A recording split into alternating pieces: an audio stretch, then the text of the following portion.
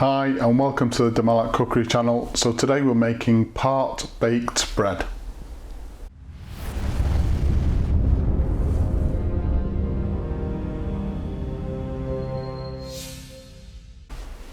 So I was in the supermarket this morning buying some yeast and I couldn't believe the rows and rows of empty shelves.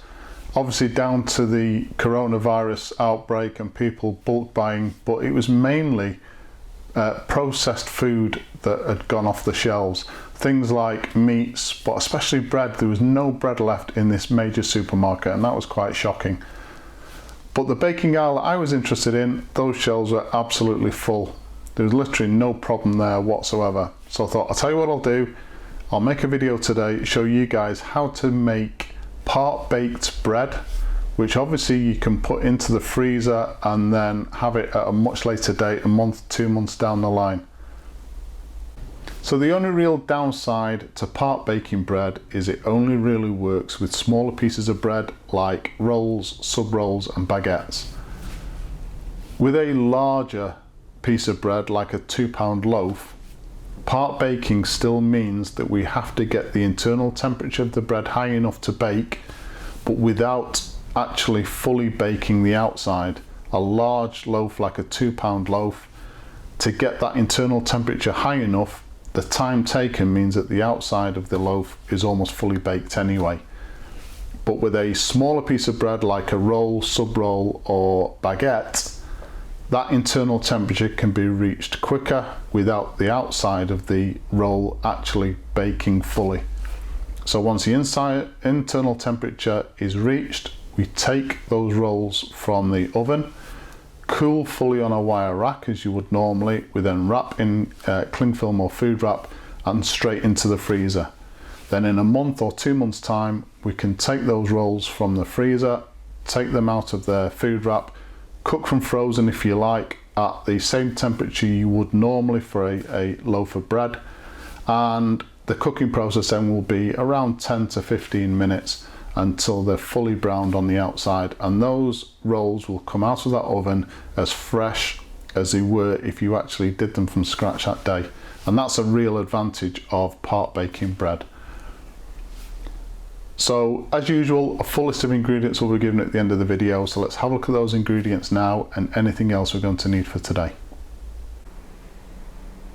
So for today we're just going to be making a basic bread dough recipe. So I've got 600 grams of a good quality strong bread flour. I'll be using 3 tablespoons of olive oil, 14 grams or 2 7-gram sachets of fast action dried yeast, 400 milliliters of lukewarm water, a teaspoon of sugar and a teaspoon of salt.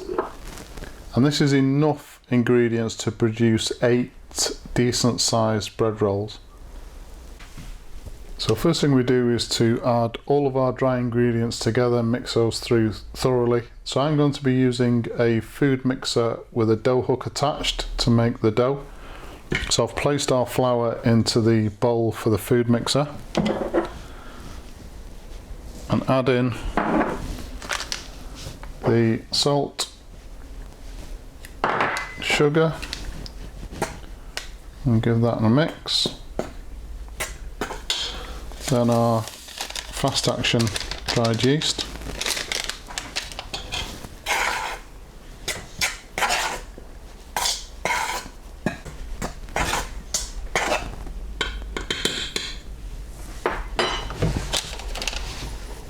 and once they're mixed in, our 3 tablespoons of olive oil,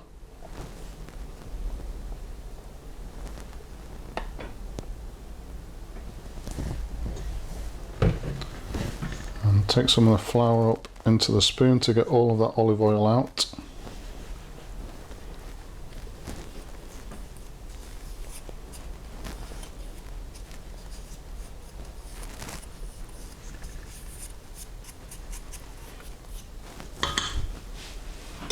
So now I'm just going to mix this olive oil in by hand just until we produce a fine, almost like a fine breadcrumb. So once everything's mixed in, we've got the bowl on the machine with the dough hook attached. I'm now going to add the lukewarm water a little bit at a time with the machine on a middle speed setting.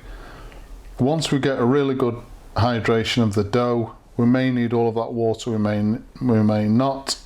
Once we get a decent dough forming, I'm then going to turn the machine up slightly higher than the middle speed setting and leave the dough then to knead with the dough hook for about 10 minutes.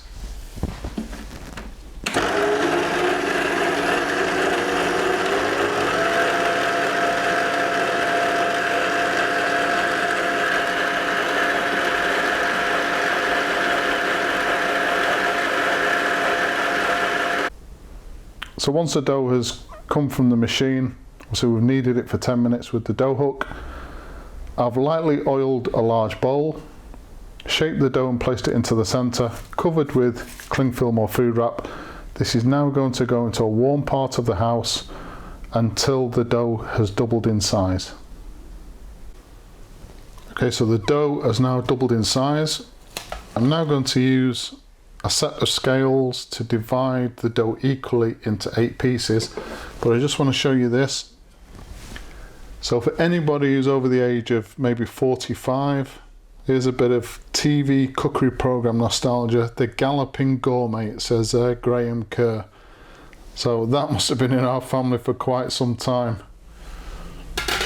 So I said, I'm going to divide these now into 8 equal portions. Okay, so we've got our 8 equal portions using our Galloping Gourmet dough divider. So the next thing we need to do is to shape these pieces of dough into a roll shape and create some surface tension on the top of the roll. So I'm not using any flour whatsoever. If your dough is slightly more hydrated than this and it's catching quite a lot, then use a little bit of flour, but not much. The more flour you use, the more difficult this process is. So if I just take these to one side, just show you with this one.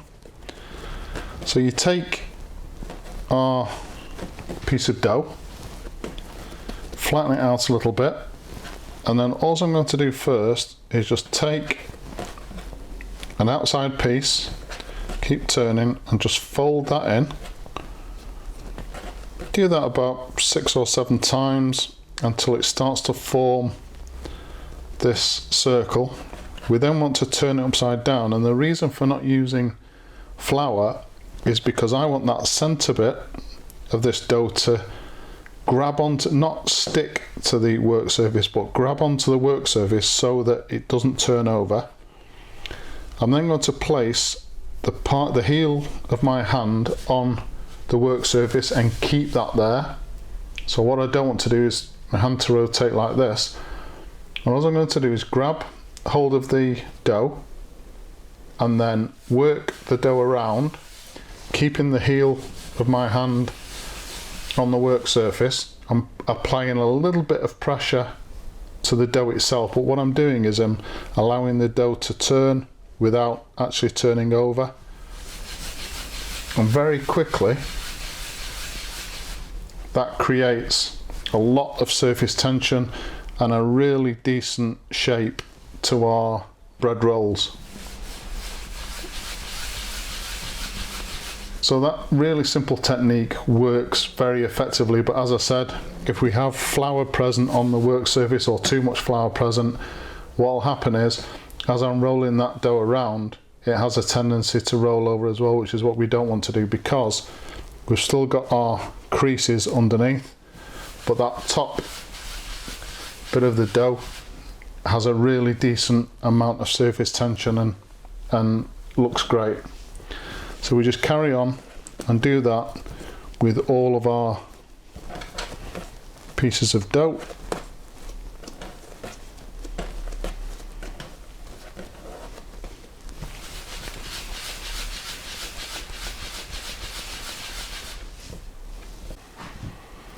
So once we've shaped all of our pieces of dough, I've placed them onto an oven proof tray.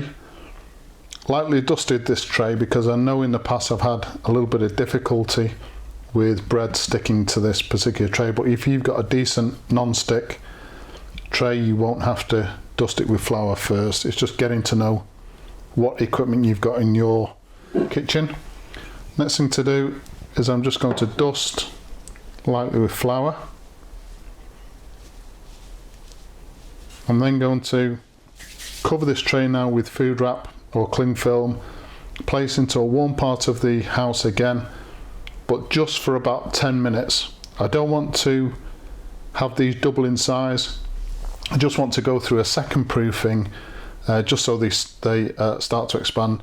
And make sure when you place your dough onto this oven proof tray that you've got plenty of room around the actual dough so that it can expand. Okay, so the bread rolls have now proofed for the second time for about 15 minutes, so they've not quite doubled in size. I've preheated the oven already to 200 degrees centigrade, so we're going to be baking these at a slightly lower temperature than we would do if we were baking them fully right through to the finish. So normally I would bake these types of rolls at 220 degrees centigrade. So preheat the oven 200 degrees centigrade.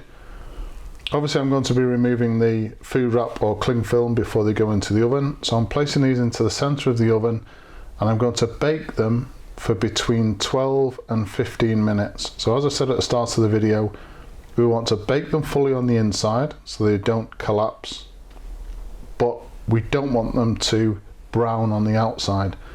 Unfortunately, I can only give you a guide regarding time because obviously your cookers that you guys are using are different to mine. So I'll be looking at these through the glass of the oven door after about 12 minutes and I'll assess it from there. Okay, so these are our part bakes finished. I've kept 4 of them in the oven to cook fully because we're having those 4 for dinner this evening, but these are going to go into the freezer. Taking them from the oven, took 12 minutes to bake. Place them onto a wire rack to cool down fully. Very important you place them onto a wire rack. Anything like bread, cakes or biscuits, put them onto a wire rack to cool down rather than onto a flat surface because they will sweat underneath. Once they're fully cooled, I'm going to be wrapping these individually in cling film or food wrap and then placing them directly into the freezer.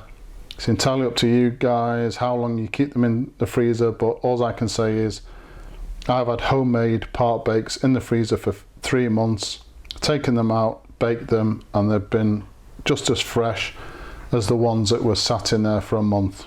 It's entirely up to you how long you keep them in the freezer for. What I will say is when you take them from the freezer to bake them, to carry on this baking process to bake them fully, obviously take them out of the food wrap or cling film and bake them directly onto the rack in the oven or onto a wire rack, not onto a flat surface, a baking sheet, because we do want the heat from the oven to circulate around the whole of the part bake so they cook evenly. And they will take, once you've taken them from the freezer, they will take around another 8 to 10 minutes to fully cook, and they'll be absolutely delicious.